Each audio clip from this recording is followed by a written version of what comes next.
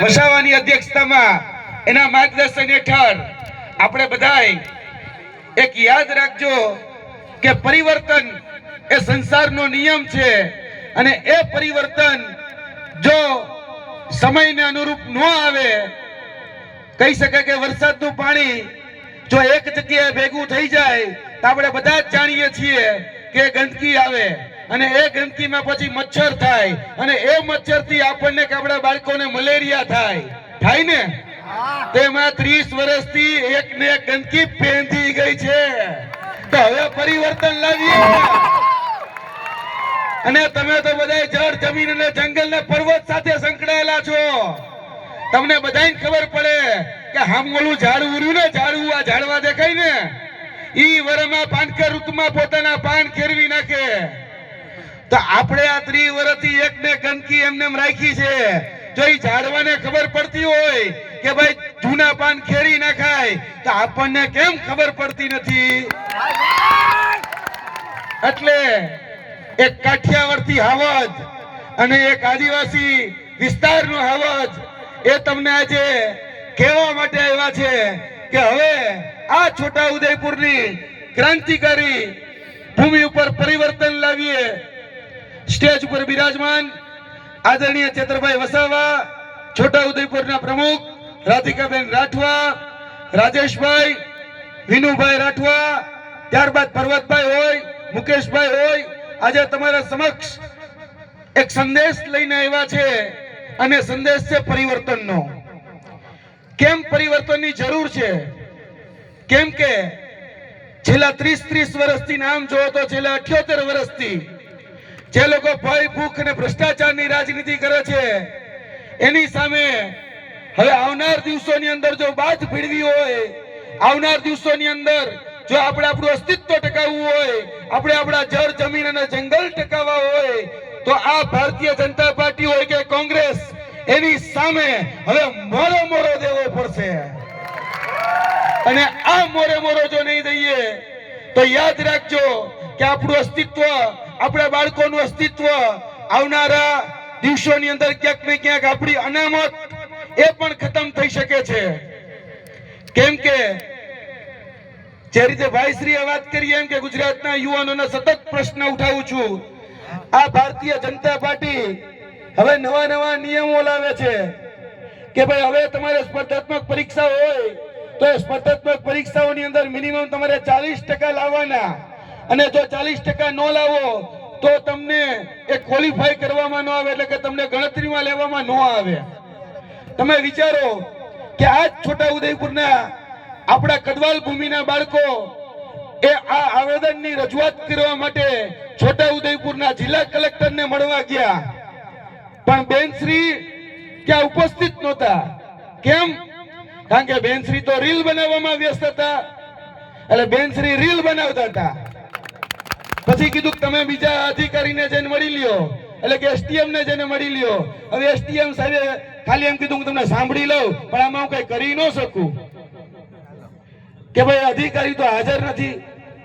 આજે ગુજરાતના યુવાનો કહી શકાય કે છોટા ઉદયપુરનો જે જિલ્લા કલેક્ટર કચેરી જ્યાં આવી છે એની જ સામે જે નવનિયુક્ત શિક્ષકો લાગ્યા છે એ નવનિયુક્ત શિક્ષકો જે નગરપાલિકા સંચાલિત જે SF હાઈસ્કૂલના જે નવનિયુક્ત શિક્ષકો છે એને કીધું કે અમારી પાસે ડોનેશનના નામે લાંચ માંગવામાં આવે છે, અમારી પાસે શાળા વિકાસના નામે લાંચ માંગવામાં આવે છે. કોઈ પાસે 5 લાખ રૂપિયા, કોઈ પાસે 10 લાખ રૂપિયા. જે વ્યક્તિ તનતોડ મહેનત કરીને આવ્યો છે, તનતોડ મહેનત કરીને શિક્ષક બન્યો છે, જેને છેવાડાના વ્યક્તિ એટલે કે છોટા ઉદયપુરના બાળકોને ભણાવી ગણાવીને શિક્ષિત બનાવીને દીક્ષિત બનાવીને આ વહીવટી તંત્રની અંદર મોકલવા છે, તો ત્યાં ભારતીય જનતા પાર્ટી પ્રેરિત જે છોટા ઉદયપુરની નગરપાલિકાની જે બોડી છે એ નગરપાલિકાના પ્રમુખ હોય, SF હાઈસ્કૂલના જે સર્વસત્તાધીશ હોય એ બધા જ સાથે મળી આ પત્રકાર મીડિયા મિત્રો અમારી સાથે ઉપસ્થિત હતા. અમે પણ રજૂઆત કરવા માટે ગયા હતા તો કે ભાઈ 5 મિનિટની અંદર આવી જાવ, નહીતર મારે રીલ બનાવવા જવું છે.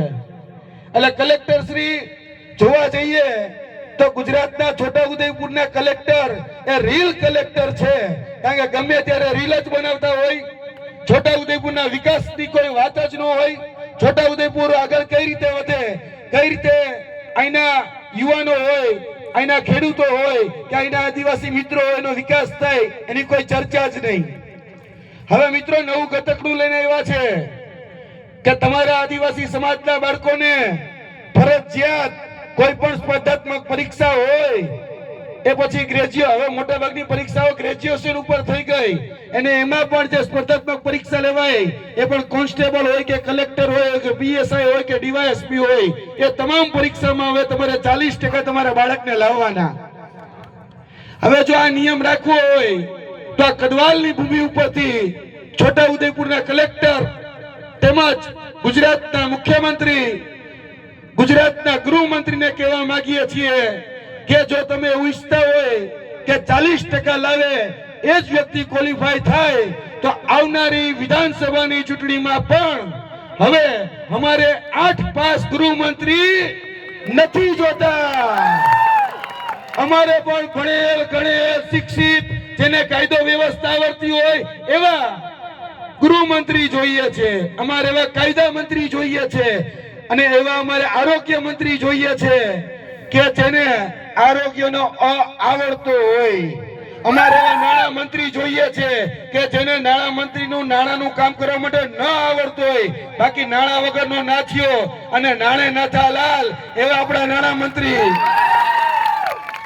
અને ભૂતકાળમાં આ ભૂમિની બાજુમાંથી આપણા શિક્ષણ મંત્રી આવતા હતા, પણ એ શિક્ષણ મંત્રીમાં જ શિક્ષણનો અભાવ હતો. એ શિક્ષણ મંત્રીમાં જ શિક્ષણનો અભાવ હતો કે કઈ રીતે શિક્ષણ વ્યવસ્થા ચલાવી એ જ ખબર નહોતી પડતી. ત્યારે આ ભૂમિનો આ હાવજ અને આદિવાસી સમાજના મસીહા એવા આદરણીય ચેતરભાઈ વસાવા એની સામે બાથ ભીડી અને રિવર્સ દાંડી યાત્રા, દાંડીથી લઈ અને સાબરમતી આશ્રમ સુધી જે યાત્રા કાઢી, તેમાં કહેવામાં આવ્યું કે અમારા વિસ્તારની અંદર એ શિક્ષકોની ભરતી કરવામાં આવે. તો મિત્રો કેટલા શિક્ષકોની ભરતી થઈ ખબર છે? 24,700 શિક્ષકોની ભરતી થઈ. તાળીઓથી વધાવો ચેતરભાઈ વસાવાને.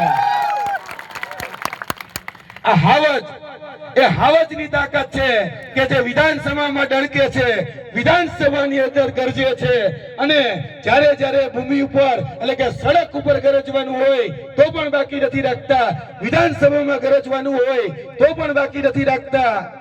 અને જ્યારે જ્યારે આપણા આદિવાસી સમાજના બાળકોની શિષ્યવૃત્તિ જે વિધાનસભાની અંદર બેઠેલા 162 જે આખલાઓ છે, એ આખલાઓ આપણા આદિવાસી સમાજની જે શિષ્યવૃત્તિ ચરી ખાતા હતા, ત્યારે અમે અને ચેતરભાઈ વસાવાની સાથે ગુજરાતની બિરસા મુંડા કચેરી જે ગાંધીનગર ખાતે આવેલી છે તે, અને ત્યારબાદ વિધાનસભા જે ગુજરાતમાં ગાંધીનગર ખાતે આવેલી છે એનો ઘેરાવો કર્યો. ત્યારબાદ જેટલી પણ આદિજાતિ કચેરીઓ છે, એ છોટાઉદેપુર હોય, નર્મદા હોય કે તમામ વિસ્તારોના જિલ્લાની અંદર આવતી એ મદદનીશ કચેરીઓ હોય આદિજાતિની, ત્યાં ઘેરાવા કર્યા. અને તમને ખબર છે કેટલા રૂપિયા પાસ થયા?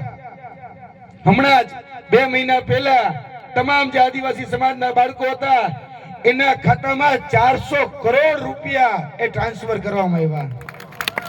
જે શિષ્યવૃત્તિ યોજના બંધ કરી દીધી હતી એ પુનઃ બહાલ એટલે કે પુનઃ શરૂ કરવામાં આવી. એ તાકાત આપણા બધાની છે.